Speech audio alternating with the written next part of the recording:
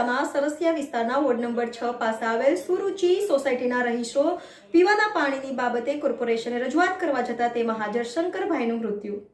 વડોદરાના વરસિયા વિસ્તાર અને વોર્ડ નંબર 6 પાસે આવેલ સુરુચિ સોસાયટીના રહીશો પીવાના પાણી માટેની સમસ્યા માટે કોર્પોરેશન ખાતે રજૂઆત કરવા જતાં તેમાં હાજર શ્રી શંકરભાઈ ખટવાણીનું મૃત્યુ થઈ જતાં પ્રદેશ પ્રવક્તા નિશાંત રાવલની પ્રતિક્રિયા. આજરોજ વારસિયા વિસ્તાર અને વોર્ડ નંબર 6 પાસે આવેલ સુરુચિ સોસાયટીના રહીશો પીવાના પાણી માટેની સમસ્યા માટે કોર્પોરેશન ખાતે રજૂઆત કરવા જતાં તેમાં હાજર શ્રી શંકરભાઈ ખોટવાણીનું મૃત્યુ પામ્યા.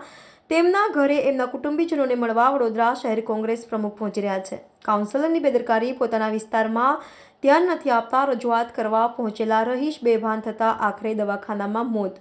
કોણ છે જવાબદાર? માત્ર વિસ્તારના councillor, corporation. Reporter Rahul Rajput, YNN news, Vadodara.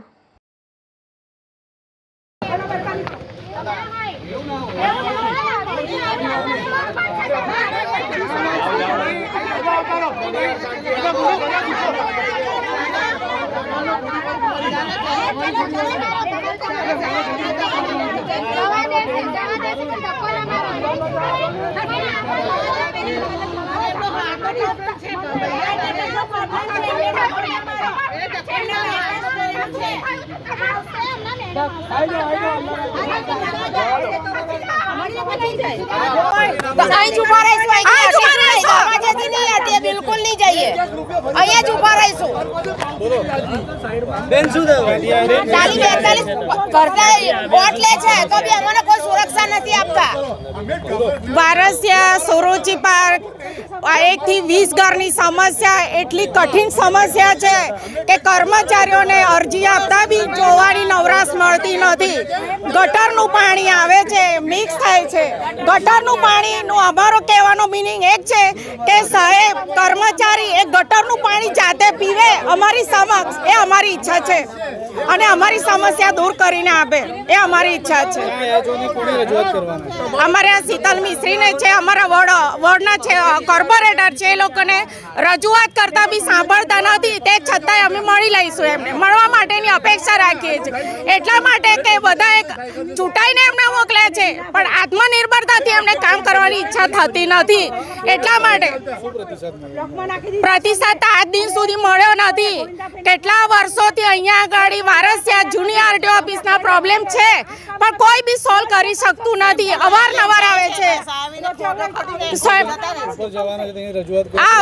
ઉપર જવા માટે રજૂઆત કરીએ છીએ, ઉપર જવા માટે રજૂઆત કરીએ છીએ અને વેરો લેવો હોય તો હવે વ્યાજની સ્કીમ માફ કરી છે, સ્કીમ માફ કરી છે.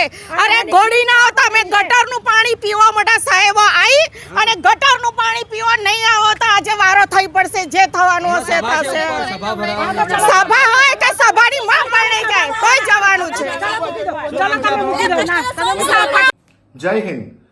વડોદરા શહેરમાં વારસિયા એક વિસ્તાર આવેલો છે જે વોર્ડ નંબર 6 લાગે છે, જ્યાં વડોદરા મ્યુનિસિપલ કોર્પોરેશનના સ્ટેન્ડિંગ કમિટીના ચેરમેન રહે છે, એમનો વિસ્તાર છે. સાથે સાથે 4 મ્યુનિસિપલ કાઉન્સિલર જે ભારતીય જનતા પાર્ટીના હોય એમના વિસ્તારની એક ખૂબ જ મોટી દુઃખદ ઘટના સામે આવી કે એમના વિસ્તારમાં આવેલી એક સુરુચિ સોસાયટી નામનું જે સ્થળ છે ત્યાંથી રહીશો એમને એક ટાઈમ પીવાનું સારું પાણી મળી રહે એની માટે એ લોકો આજે કોર્પોરેશન ખાતે રજૂઆત કરવા ગયા હતા અને એ રજૂઆતમાં જે એક વ્યક્તિ હતા શંકરભાઈ ખટવાણી, જેમની રજૂઆત કરતી વખતે એ મોતને નીપજ્યા, જે ખૂબ જ શરમજનક બાબત કહેવાય વડોદરા મ્યુનિસિપલ કોર્પોરેશનના શાસકો માટે.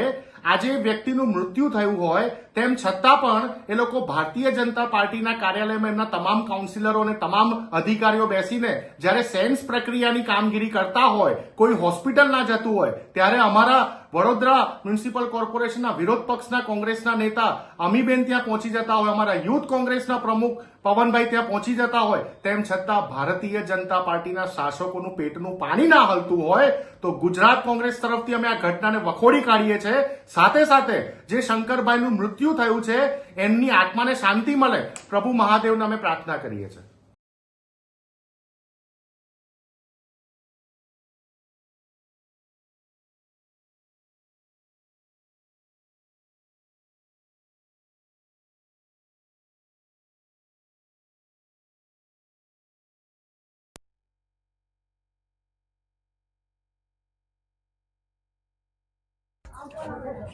સુરુચિ પાર્કની અંદર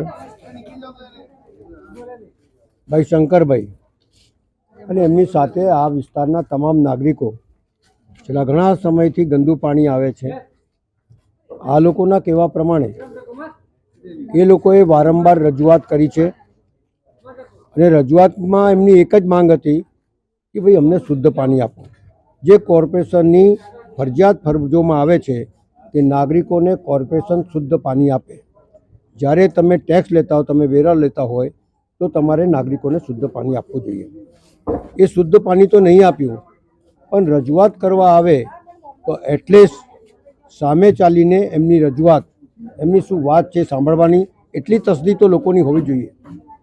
પણ સવાલ એ છે કે લોકો બધા આવ્યા હોય તો 2-4 જણ ગુસ્સે બી થાય અને 2-4 જણ માગણી બી કરે. હવે એવું કોઈ કહે છે કે હાર્ટ એટેકથી મોત થઈ છે. આપણે માની લઈએ કે હાર્ટ એટેકથી મોત થઈ છે, પણ હાર્ટ એટેક આવ્યું કેમ? કારણ કે પાણી નહોતું મળતું એટલે જોર જોરથી એમને બોલવાની ફરજ પડી. એમને એવું લાગ્યું કે હું બોલીશ અને આ બેરા મૂંગા શાસન પર બેઠેલા લોકોને કંઈક તો સમજ પડે જેથી શુદ્ધ પાણી આવે. એ જોર જોરથી બોલતા હતા એટલા માટે એમને અટેક આવી ગયું. જો ત્યાં ગયા ના હોત અને ત્યાં રજૂઆત ના કરી હોત તો અટેક આવ્યા ના હોત. ઘરમાં હોત તો અટેક ના આવ્યો હોત. એટલે જે કંઈ બી દેખાઈ રહ્યું છે એ અટેકનું કોઈ બી બહાનું બતાડે, કંઈ બી કરે, પણ ખરેખર આ પાણીની માંગ સાથે જે એમને ઉગ્ર રજૂઆત કરી એમાં જ મોત થયું. અને એમાં તમામ અધિકારીઓ, પદાધિકારીઓ અને કોર્પોરેશન જે શુદ્ધ પાણી આપી નહીં શકતા એ તમામ જવાબદાર છે એવું મને સ્પષ્ટ લાગી રહ્યું છે. એટલે એના માટે આ તમામ એરિયાના લોકોએ જાગૃત થવું પડે, લડવું પડે.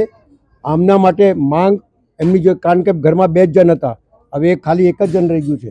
હા, એમના મમ્મી રહી ગયા છે. હવે એમના વાઈફ એમને કેવી જીવન ગુજારશે એ કોઈએ જોયું છે? આમના પછી એક લાંબુ જીવન અને આ રીતે રજૂઆત કરીને એમને જે મોતને ભેટ્યા છે એ ખરેખર નિંદનીય છે. અને એ નિંદનીય તો છે, પણ ધિક્કાર છે આવા લોકો ઉપર જે ખરેખર શુદ્ધ પાણી નથી આપી શકતા. એટલે લડાઈ ચાલુ રહેવી જોઈએ, લડાઈ લડવી જોઈએ. અને એમને વળતર તો બીજી વાત છે, પણ જે લોકોએ આમને રોક્યા, જે લોકોએ શુદ્ધ પાણી નથી આપ્યું, જે લોકોના લીધે એમને ત્યાં જવું પડે, એ બધાના ઉપર કંઈ ને કંઈ એક્શન થવું જોઈએ એવું મારે સ્પષ્ટ માનવું છે. થવું જોઈએ એવું તમને લાગી રહ્યું છે કે આના વિશે જાંચ તો 100% છે. જાંચ તો એક વિષય છે, પણ અટેક આવવું, તરત અટેક આવવું ને ઢળી પડવું, આમ તો મને લાગે છે કે ત્યાં જ એમના પંખ પકડી ઉડી ગયા હશે. પણ ત્યાં લઈ ગયા, આ લઈ ગયા, તે લઈ ગયા, સમજ્યા આવે તો લઈ ગયા. પણ આ પરિવારનું શું થશે એ કોઈએ વિચાર્યું છે? જીવન કેટલું લાંબુ હોય છે ને કઈ રીતે જીવન ગુજારશે? તમારા લોકોના પાપે તમે લોકોએ ગંદુ પાણી બહુ લાંબા સમયથી આપો છો અને પાછા કહે છે ત્યાં કામ ચાલે છે. શું કામ ચાલે છે? 2-4 મહિના સુધી જો ગંદુ પાણી હોય તો કયું કામ ચાલે છે ભાઈ? આ એક જગ્યાની પરિસ્થિતિ નથી. આ વડોદરા શહેરમાં અનેક જગ્યાઓની પરિસ્થિતિ એવી જ છે. કારણ કે ગરીબ માણસ બોલી શકતો નથી, મધ્યમ વર્ગનો માણસ બોલી શકતો નથી. એ બચારો કહે છે કે એમને કહે કે 2-4 દિવસમાં આવી જશે તો માની જાય છે, પણ પાણી ગંદુ આવે છે, પાણી પૂરતું નથી આવતું. લોકો પાણીથી પણ માંદા થાય છે અને આમ રજૂઆત કરવા જાય તો આમ ઢળી પડે છે. એ નરી આંખે દેખાય છે. એટલે દરેક વસ્તુના સ્ટેપ ઉપર એની ઇન્ક્વાયરી થાય, એમના પર કેસો થાય, એમના ન્યાય મળે, એમને વળતર મળે. એ તમામ બાબતો આગળ ચાલીને લડાઈ લડીશું અને એ પ્રમાણે એમના માટે આ લોકોના એરિયાના લોકો બી નીકળે અને અમે લોકોને બી નીકળીશું અને આ લોકોને ન્યાય મળે એ પ્રમાણેની કાર્યવાહી અમે આગળ વધારીશું. ભાઈ, સમગ્ર ઘટના બધાએ જોઈ છે, લાઈવ ઘટના બધાએ જોયું છે કેમેરા આગળ. તમે શું કહેશો? સૌથી પહેલાં તો પરમ કૃપાળુ પરમાત્માને પ્રાર્થના કરીએ કે આમના આત્માને શાંતિ આપે. પણ આ જે બનાવ બન્યો એના માટે ચોક્કસપણે જવાબદાર વડોદરા કોર્પોરેશનના સત્તાધીશો છે. આ વોર્ડના કાઉન્સિલર જે પોતે સ્ટેન્ડિંગના ચેરમેન છે અને એમના જ વોર્ડમાં આટલા ટાઈમથી ગંદુ પાણી આવતું હતું. આ લોકોએ અગાઉ રજૂઆત પણ કરી, તે છતાં આનો નિકાલ ના આવ્યો. તો વિચાર કરો કે સ્ટેન્ડિંગના ચેરમેન જે પોતે ડૉક્ટર છે, જે આ વોર્ડના કોર્પોરેટર છે, એમના જ વિસ્તારમાં ગંદુ પાણી આવે છે તો આખા વડોદરામાં શું હાર થશે?